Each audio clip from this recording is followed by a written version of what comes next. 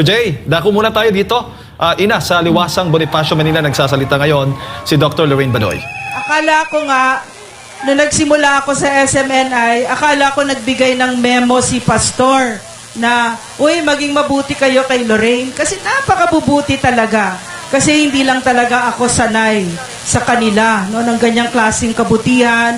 At saka yung standards for excellence, yung honesty, yung tapang, yung pagmamahal sa bayan. No?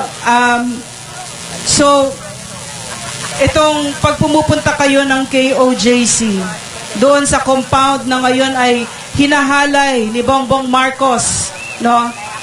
Para kayong nasa paraiso. At makikita mo, kahit na magulo sa labas, kahit na nandyan na yung mga pulis, no?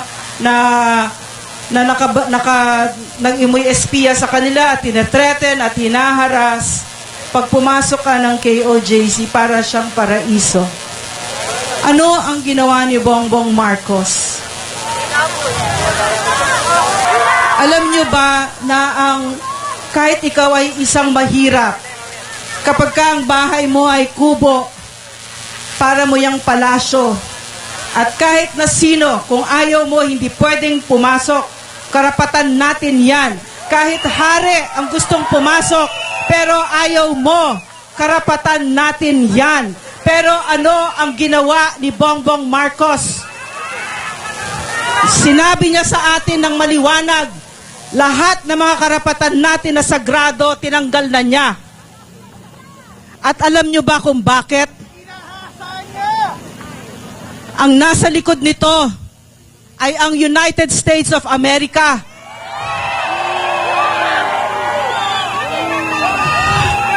Naamo ni Bongbong Marcos, isinuko na niya ang soberenya ng Pilipinas sa mga Pilipino. Bakit ba hinahabol si Pastor?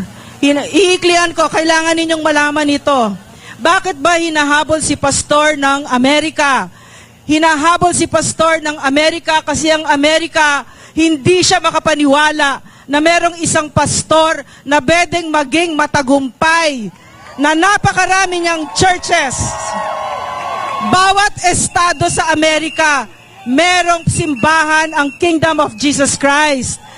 At galit na galit ang Amerika na isang Pilipino ay binibigyan ng tax-free na millions of dollars ng mga American citizens. Hindi iyon kaya ng Amerika. So tinakot ng Amerika si Pastor.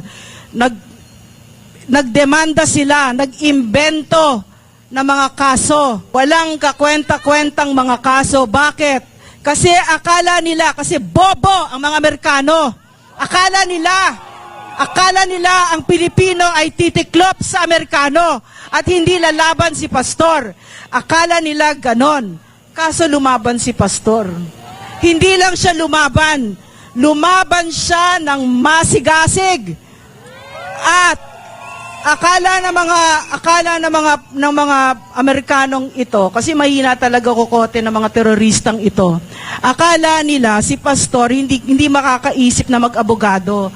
Kaso lampas 20 yung abogado niya ng mga Harvard pa, ng mga Amerikano. So, ang ginawa ng Amerika, inurong yung hearing. Pinopospone ng hearing. Pero ngayon, hindi na nila mapopospone. So, kailangan nilang madukot si Pastor at patayin. Pero, ganyan talaga ang Amerika. Ang extraordinary rendition, na tawag dyan, yung pagdukot ng isang citizen sa ibang bansa para dalhin sa ibang bansa at patayin doon, ay state policy ng Amerika. Wala tayong pakialam doon. Bahala sila doon.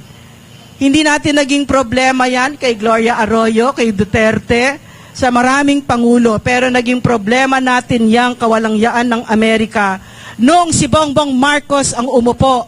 Bakit? Para sa pera. Bakit siya nagpangulo? Bakit siya nagpangulo?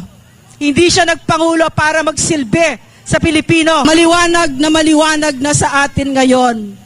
Nalilinlang niya si Inday Sara Duterte. Nilinlang niya tayong lahat. Silang dalawang magkapatid, si Amy Marcos at si Bongbong Marcos, ay nagpunta kay Inday at humingi ng tulong. Pero pala, Ang plano pala nila, kasi tayo mga normal tayong mag-isip, akala natin, babawiin nila yung magandang pangalan, kunwari, ng pangalan ng pamilya nila. Yung pala hindi. Nasipa na sila sa poder, ayaw na nilang maulit yan. So kapag nahawakan na nila ang kapangyarihan, ang plano nila, hindi na nila pakakawalan yan, at hindi lang yan, paparusahan nila ang Pilipino na sumipa sa kanila nung unang panahon. Marami pa tayong araw na uupo dito. So marami tayong pwedeng pag-usapan na atraso ng walang kwentang Bongbong Marcos na ito. Pero for now, yun lang muna ang sasabihin ko. At sasabihin ko din na nagkamali talaga siya. Kasi akala niya, katulad ng mga Amerikano, yung mga amo niyang Amerikano, titiklop tayo dito. No? Akala niya, papayag tayo dito. Akala ng Amerika na ngayon ay hinahalay ang sagradong KOJC na ngayon ay may mga plano pa na pasasabugin ang mga bomba na ang mga buildings doon. Kahit hindi ako kasapi ng KOJC, napakasakit isipin yon.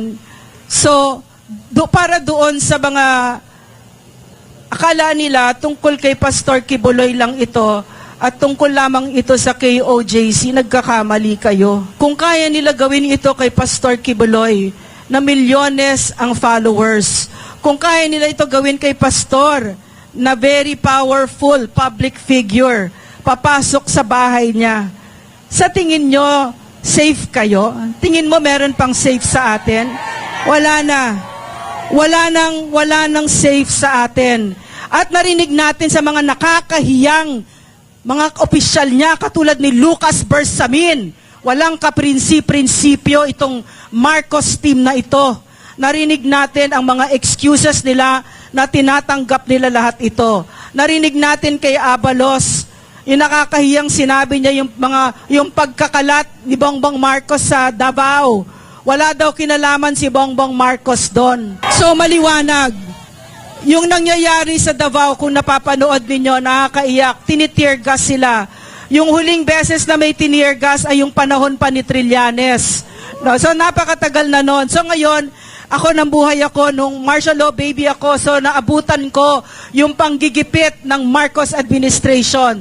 So isang magandang pagkakataon ito na yung mga kabataan na naniwala sa panlilinlang ng mga Marcos na okay sila. Ganito yung dinaanan namin noon. Nakakatakot, pinapatahimik, ang media binayaran, mga magnanakaw, ang mga Marcos, mga Romualdez, kung hindi pa maliwanag yon.